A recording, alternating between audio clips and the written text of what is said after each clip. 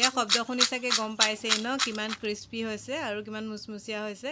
আৰু এই নমকিনবিধ মই বনাইছোঁ চুজিৰে। আৰু এই নমকিনবিধ বনাবলৈ একেবাৰে সহজ আৰু খাবলৈও বহুত সোৱাদ। বজাৰৰ চিপছ কিনি দিয়াতকৈ আপুনি ঘৰতে আপোনাৰ শিশুটিক এনেদৰে চুজিৰে সৈতে এই নমকিনবিধ বনাই দিব পাৰে। মই বনাইছিলোঁ যিহেতু ভাবিলোঁ আপোনালোকৰ লগতো শ্বেয়াৰ কৰোঁ। যদি আপোনালোকৰ ঘৰৰ সৰু ল'ৰা ছোৱালী আছে আপোনালোকেও এনেদৰে ঘৰতে স্বাস্থ্যসন্মতভাৱে এই নমকিনবিধ বনাই দিব পাৰিব। তাৰ কাৰণে মই এইটো কাপৰ জোখেৰে একাপ চুজি লৈছোঁ আৰু এটা মই মিক্সিৰ বাতি লৈছোঁ। চুজিখিনি যিহেতু অকণমান গোটা আৰু খচখচীয়া হয় সেইকাৰণে মই মিক্সি বাতিটোত দি এইখিনি আৰু অকণমান গুড়ি কৰি লৈছোঁ। এইখিনি গুড়ি কৰি লোৱাৰ পিছত মই এটা বাতিলৈ লৈ লৈছোঁ। তাত মই এতিয়া দিছোঁ সোৱাদ অনুসৰি অকণমান নিমখ আৰু 2 চামুচমানৰ জোখৰে ৰিফাইন অইল দিছোঁ। ৰিফাইন অইলখিনি দি ভালদৰে এনেকৈ মোহাৰি আছোঁ। মোহাৰাৰ পিছত যেতিয়া এইখিনি এনেদৰে মুঠি বান্ধ খাই গৈছে মই এনেকুৱাতে ৰাখি দিছোঁ। যদি মুঠিটো বান্ধ নাখায় তেতিয়া আপোনালোকে আৰু অকণমান ৰিফাইন তেল দি এইখিনি ভালদৰে মোহাৰি ল'ব।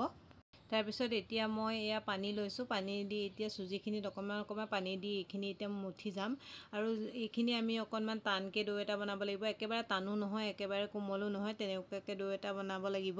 ডোটো ৰেডি হৈ গ'ল। এইখিনি ঢাকি পেলাই এতিয়া 10 মিনিটমানৰ কাৰণে ৰেষ্ট কৰিব দিলোঁ। তাৰপিছত এতিয়া এটা মই মছলা ৰেডি কৰি ল'ম। তাৰ কাৰণে মই এয়া এপেকেট মেগী মছলা লৈছোঁ, লগতে এয়া অকণমান চাট মছলা আৰু এচামুচ কাশ্মীৰী ৰেড চিলি পাউডাৰ দিছোঁ, লগতে অকণমান নিমখ দি পেলাই এইখিনি ভালদৰে মিক্স কৰি ল'লোঁ। আৰু এই মছলাখিনি মই যেতিয়া নমকিনটো ভাজি হ'ব তাৰপিছত ব্যৱহাৰ কৰিম।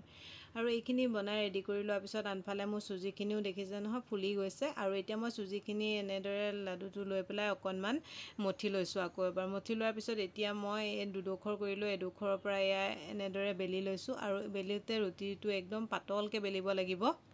আৰু মই চাওক এইটো একদম পাতলকৈ বেলি লৈছোঁ। আৰু এতিয়া মই এডাল আইচক্ৰীম মল্ড লৈছোঁ। মল্ডটোৰ সহায়তে মই এতিয়া এনেদৰে কাটি যাম।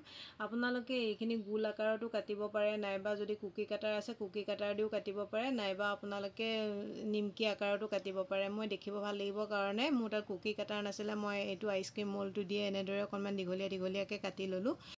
আৰু যোনখিনি আলাগতিয়াল আছিলে সেইখিনি মই এনেদৰে এৰুৱাই আঁতৰাই ল'লোঁ। আৰু এইখিনি পিছত আমি বেলি ব্যৱহাৰ কৰিব পাৰিম। আৰু এয়া চাওক মই এইটো জোখত পাতল কৰিছোঁ, আপোনালোকেও এনেদৰে কৰিব।